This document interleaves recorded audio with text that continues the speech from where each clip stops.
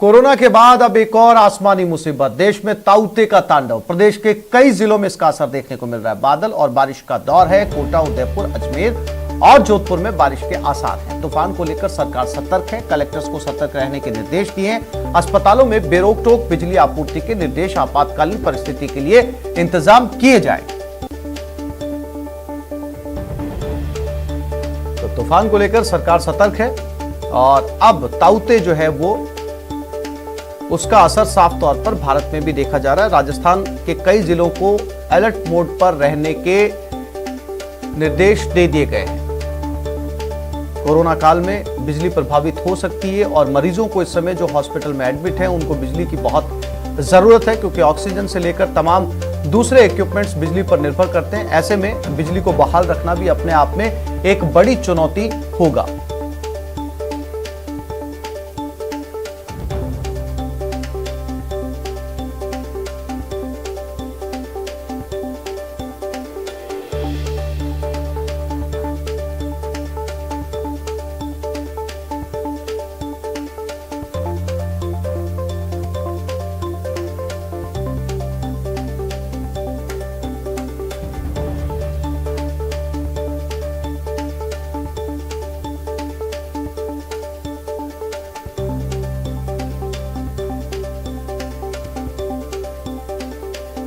और गुजरात में ताउते तूफान का कहर देखने को मिल रहा है। इस पर देखिए गिर सोमनाथ से हमारे संवाददाता दिनेश सोलंकी की रिपोर्ट।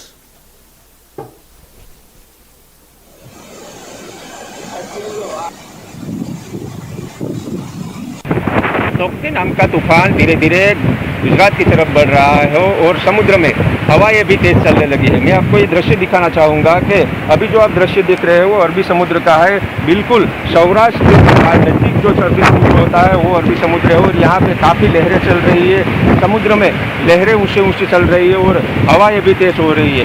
खास करके यहाँ के जो लोग हैं, जो समुद्र किनारे के आसपास रहने वाले लोग हैं, उनको शिफ्ट किया जा रहा है। और वेरावल बंदर जो है गिर सोमनाथ जिले का, वहाँ पे 10 नंबर का सिग्नल लगाया गया है। और 10 नंबर का सिग्नल का मतलब होता है कि उत्तर दिशा की ओर से जो तूफान है वो पसार होगा और उसके वजह से काफ़ी हवाएं तेज चल सकती है और समुद्र में 5 मीटर तक ऊंची लहरें जो है वो उठ सकती है।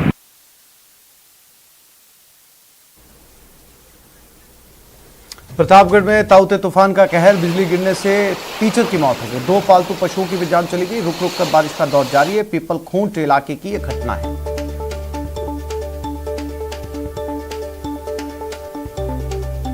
तो मरुधरा में भी ताउते ने दस्तक दे दी है। यहां तक कि बिजली गिरने से एक टीचर की मौत हो गई, साथ ही साथ 2 जानवरों ने अपनी जान गंवा दी।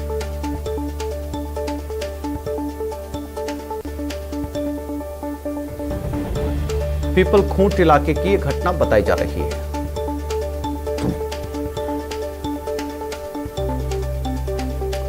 करौली में तूफान का असर देखा जा रहा है। आसमान में बादल छाए हुए हैं। दिन में अंधेरे का एहसास हो रहा है। तेज हवा चलने का दौर जारी है।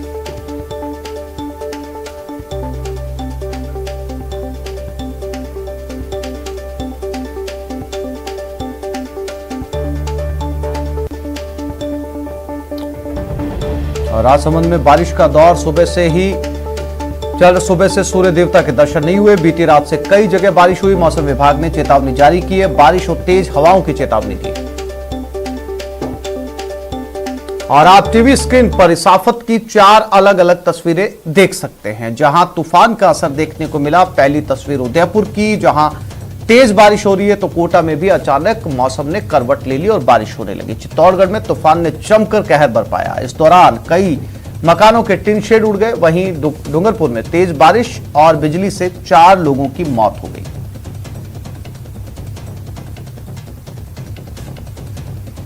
चक्रवाती तूफान ताउते का असर चित्तौड़गढ़ में भी देखने को मिला, जहां बीती रात से ही हल्की बूंदाबांदी हो रही है। इसमें तापमान में गिरावट दर्ज की गई। वहीं दूसरी ओर तूफान को लेकर जिला प्रशासन ने भी अलर्ट जारी किया। हमारे संवाददाता सुभाष बैरागी ने तैयारियों का जायजा लिया।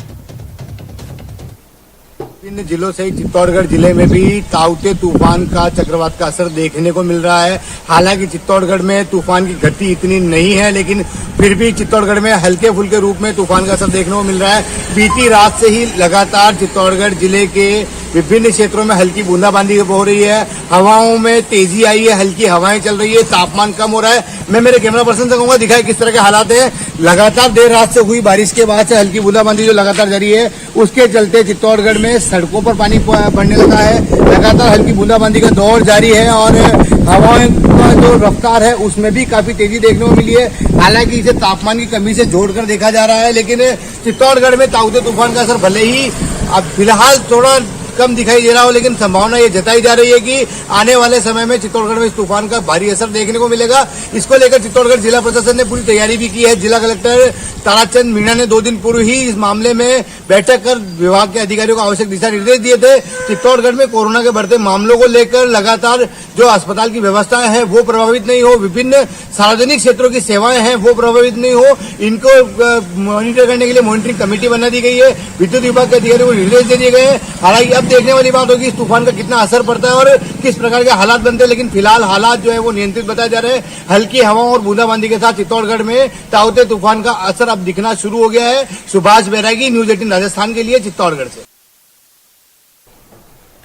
उधर राजसमंद जिले में भी तूफान ताउते का असर देखने को मिल रहा है। यहां सुबह से ही आसमान में काले बादल छाए हुए हैं और बूंदाबांदी का दौर जारी है। इस पर देखिए हमारे संवाददाता अलकेश संध्या की रिपोर्ट।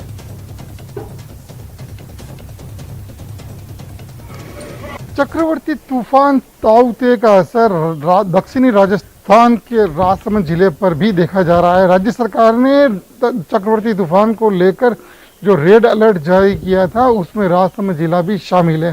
राजसमंद जिले की अगर हम राजसमंद जिले में कल से ही चक्रवर्ती तूफान का लगातार असर देखा जा रहा है। यहाँ कई जिले के कई इलाकों में लगातार बारिश हो रही है, तो कई इलाकों में तेज हवाओं का दौर जारी है। राजसमंद जिला मुख्यालय की अगर हम बात करें तो यहाँ कल दोपहर के पहले का अगर बात करें तो यहाँ भीषण गर्मी का जो दौर था वो जारी था, लेकिन दोपहर बाद सब तेज हवाओं ने पारे को लुढ़का दिया और करीब 2 से 3 डिग्री तक पारा लुढ़क गया। वहीं दोपहर बाद से ही राजसमंद जिला मुख्यालय पर हल्की बूंदाबांदी का दौर जारी है जो आज सुबह तक बना हुआ है।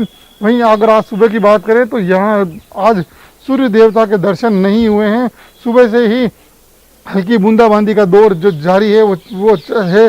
वहीं अगर जिले की बात करें तो जिले में राजसमंद की बात में देलवाड़ा, नाथद्वारा आदि जो क्षेत्र हैं वहाँ कल रात को या कल वहाँ तेज बारिश हुई थी। वहीं राजसमंद जिले के अगर भीम इलाके की बात करें तो कई इलाकों में वहाँ भी बारिश का दौर है जो चल रहा है। वहीं अगर राजसमंद जिला मुख्यालय की बात करें तो राजसमंद जिला कलेक्टर के आदेश के बाद एक टीम का गठन किया गया है। यह आपदा टीम किसी भी आपात परिस्थिति से निपटने के लिए तैयार है। हालांकि राजसमंद जिले में बिजली गिरने या ऐसी कोई जनहानि की कोई अभी तक कोई सूचना नहीं है। वहीं जो आपदा टीम का गठन किया गया है उसकी आज ट्रेनिंग होगी, साथ ही उनको प्रशिक्षण भी दिया जाएगा किसी भी आपात परिस्थिति से निपटने के लिए। ऐसी स्थिति में उन्हें क्या करना है। राजसमंद से न्यूज 18 राजस्थान के लिए अलकेश सनाड्य। और इसी खबर पर हमारे साथ हमारे 2 साथी जुड़ गए, उनसे बात करते हैं। जयपुर से हमारे साथ सौरभ गृहस्थी लाइव हैं और उदयपुर से कपिल श्रीमाली हमारे साथ जुड़ गए। सबसे पहले जयपुर का हाल ले लेते हैं, राजधानी का। सौरभ, कहते हैं कि आसमान से गिरे और खजूर में अटके। कोरोना का जो काल है वो थम ही नहीं रहा। रोज इस तरह की खबरें लगातार सामने आ रही हैं और अब ताउते जिससे राजस्थान के बहुत सारे जिले प्रभावित हैं और बिजली जाने का सबसे ज्यादा डर है क्योंकि इस समय तमाम हॉस्पिटल्स को बिजली की लगातार आपूर्ति की बहुत जरूरत है। क्या स्थिति रहने वाली है सौरभ राजस्थान की, और अगर खास करके बात करें जयपुर की?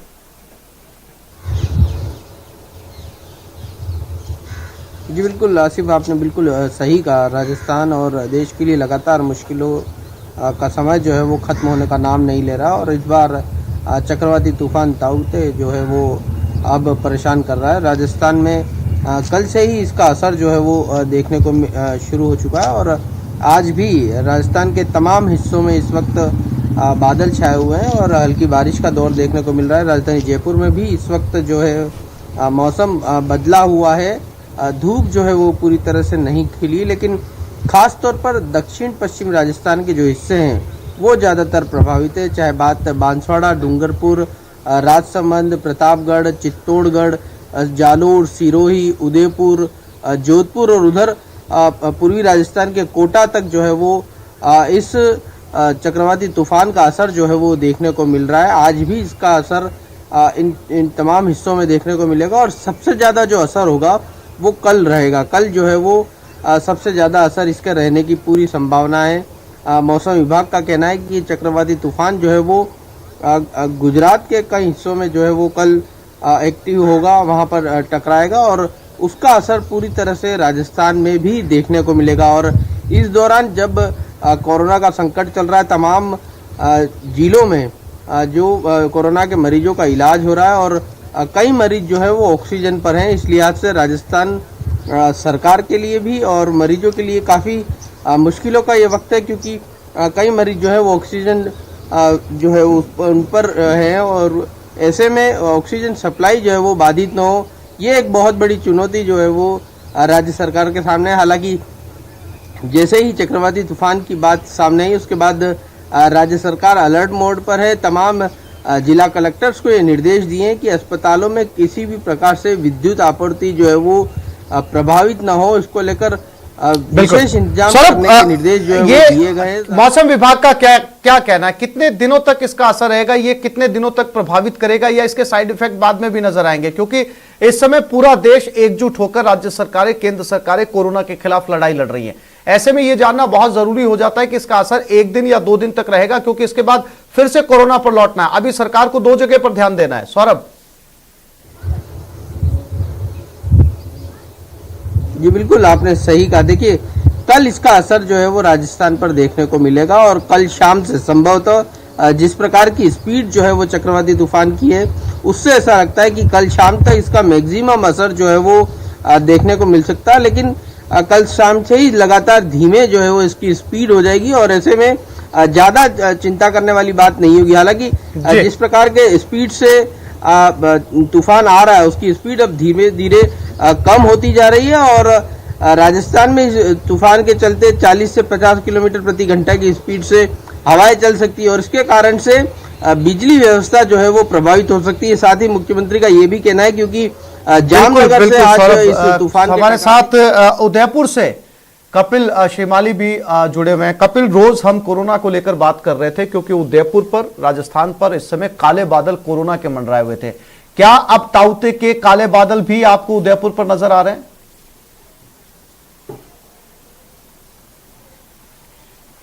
जी बिल्कुल, देखिए ताउते का जो प्रारंभिक असर है वो उदयपुर में देखने को मिल चुका और ये तूफान राजस्थान में प्रवेश करे उससे पहले जिस तरह की तस्वीरें देखने को मिल रही है वही काफी भयानक है। तो निश्चित तौर पर यह अनुमान लगाया जा सकता है कि जब ये राजस्थान के अंदर प्रवेश करेगा तो इसकी तीव्रता और तेज होगी, ये और ज्यादा भयावह होगा और तबाही मचाएगा।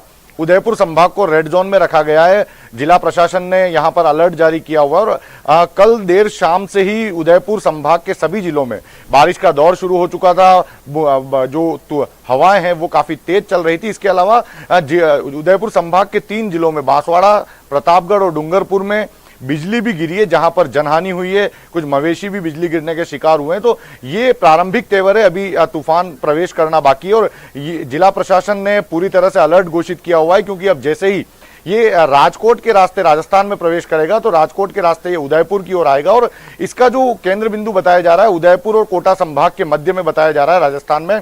तो इन दोनों संभागों में विशेष तौर पर अलर्ट जारी किया हुआ है। मुख्य रूप से जब ये 2 दिन इसका असर रहने की संभावना बताई जा रही है, जिस दौरान भारी कपिल, कोरोना के मरीजों का इलाज प्रभावित ना हो, हॉस्पिटल्स प्रभावित ना हो, इसके लिए उदयपुर में जिला प्रशासन ने क्या कुछ इंतजाम किए हैं? जी बिल्कुल, देखिए मैं इसी बात पर आ रहा हूं कि उदयपुर जिला प्रशासन ने पहले से ही 2 दिन पहले उदयपुर जिला कलेक्टर ने ये निर्देश जारी कर दिए थे कि जो ऑक्सीजन गैस प्लांट है और जो प्राइवेट और सरकारी हॉस्पिटल्स हैं वे अपने डीजी सेट का पूरी तरह से निरीक्षण कर लें। जिनके पास में उचित कैपेसिटी के डीजी सेट नहीं है वे तुरंत प्रभाव से लगवा लें और इसका एक ट्रायल करके रिपोर्ट जिला प्रशासन को सौंपे।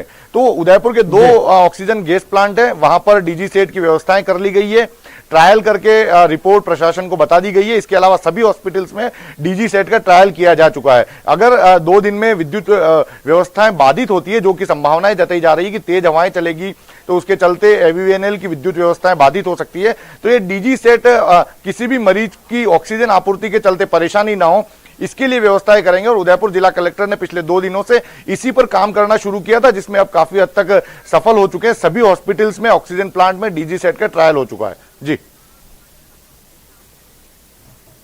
और कपिल, हमारे साथ जोधपुर से चंद्रशेखर व्यास भी जुड़ गए, उनके साथ भी बात करते हैं। और हमारे संवाददाता सुभाष बैरागी भी हमारे साथ जुड़े हुए हैं। चंद्रशेखर, जोधपुर की तस्वीरें क्या कुछ कह रही है? क्योंकि रोज हम लोग कोरोना को लेकर, कोरोना के आंकड़ों को लेकर, उसकी भयावहता को लेकर बात करते हैं, और आज ताउते की बात, जोधपुर में क्या स्थिति है और क्या कुछ मौसम विभाग ने जोधपुर को लेकर कहा है?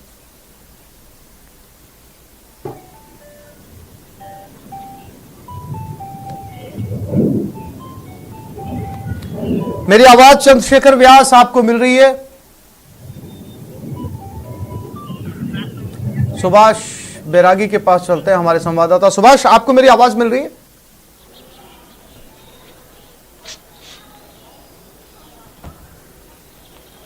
एक बार फिर से कोशिश करेंगे दोनों साथियों से बात करने की। हमारे साथ जोधपुर से चंद्रशेखर व्यास और सुभाष बैरागी भी जुड़े हुए चित्तौड़गढ़ से, इनसे बात करने की कोशिश करेंगे। अभी हमारे साथ लगातार सौरभ और कपिल उदयपुर से बने हुए। एक बार फिर से सौरभ की तरफ रुख करते हैं। सौरभ, लगभग सभी सौरभ भी इस वक्त जो है वो हमारे साथ डिस्कनेक्ट हो गए हैं।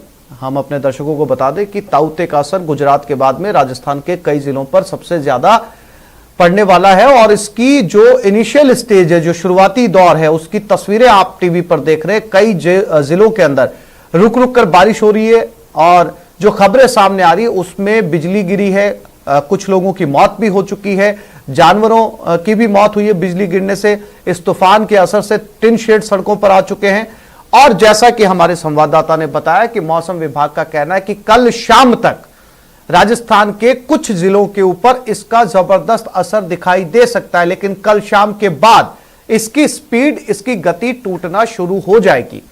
ऐसे में राज्य सरकार के सामने और राज्य सरकार के साथ साथ केंद्र सरकार के ऊपर बड़ी चुनौती, या फिर यूं कहा जाए कि दोहरी चुनौती इस वक्त दोनों सरकारों के ऊपर है। चंद्रशेखर व्यास हमारे साथ जुड़ गए, एक बार फिर से कोशिश करते हैं उनके साथ बात करने की। चंद्रशेखर, मेरी आवाज आपको मिल रही है? जी चंद्रशेखर, जोधपुर की तस्वीरें क्या कुछ कह रही है? किस तरह की जिला प्रशासन की तैयारी है? क्योंकि ऐसे में इस ताउते तूफान के दौरान कोविड के मरीजों को संभालना सरकार के लिए बड़ी चुनौती का काम होगा।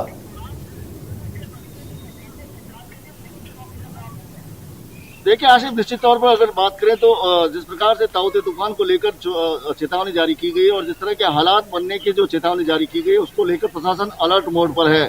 जितने भी अस्पताल है उनमें जो है बिजली के बैकअप को लेकर जो है पूरी जानकारी ली गई है कि यदि तूफान के दौरान बिजली चली जाती है तो अस्पतालों में बिजली आपूर्ति किस तरह से की जाएगी, इसको लेकर भी तैयारियां कर ली गई है। इसके अलावा सबसे बड़ी चुनौती ग्रामीण क्षेत्रों में होने वाली है। अगर लगातार 2 दिन बरसात होती है तो बरसात के बाद जो लक्षण वाले मरीज है, जिनमें किसी को सर्दी खांसी और जुकाम के जो मरीज है, उनकी जो संख्या बढ़ जाएगी और कहीं ना कहीं अस्पतालों में दबाव बढ़ेगा और लोगों को ये लगेगा कि उन्हें कोविड हो गया, जबकि वो मौसमी बीमारियां हो सकती है, क्योंकि बरसात के बाद बरसात जनित बीमारियां जो है ज्यादा बढ़ने वाली और मरीज बढ़ने वाले हैं। इसको लेकर भी अस्पतालों में दबाव बढ़ने की जो है उम्मीद, जो स्पष्ट तस्वीर नजर आ रही है, इसको लेकर जो है पूरी तैयारी प्रशासन की ओर से कर ली गई है। और ये तूफान आने के बाद जिस प्रकार से धूल भरी आंधियां चलने की जो संभावना जताई जा रही है और बरसात आने की संभावना जा रही है, कहीं ना कहीं प्रशासन के लिए बड़ी चुनौती है और कोविड के मरीजों के लिए भी एक बड़ी चुनौती उभरती दिख रही है। जी आसिफ। हाँ बिल्कुल, इस समय जो है चंद्रशेखर, सबसे बड़ी परेशानी यही सरकार के सामने या जिला प्रशासन के सामने, सिस्टम के सामने, कि तूफान के साथ साथ जो है वो कोविड के मरीजों का भी ध्यान रखना। सुभाष बैरागी भी हमारे साथ जुड़े हुए। सुभाष, मेरी आवाज आपको मिल रही है?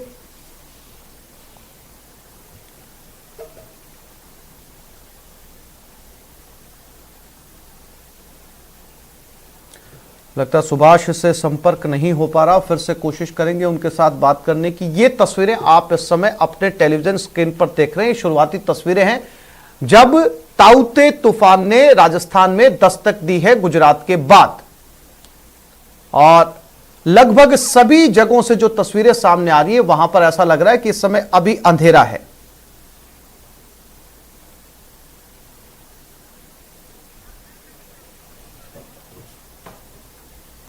यहां एक छोटे से ब्रेक के लिए रुक रहे हैं, जल्द लौट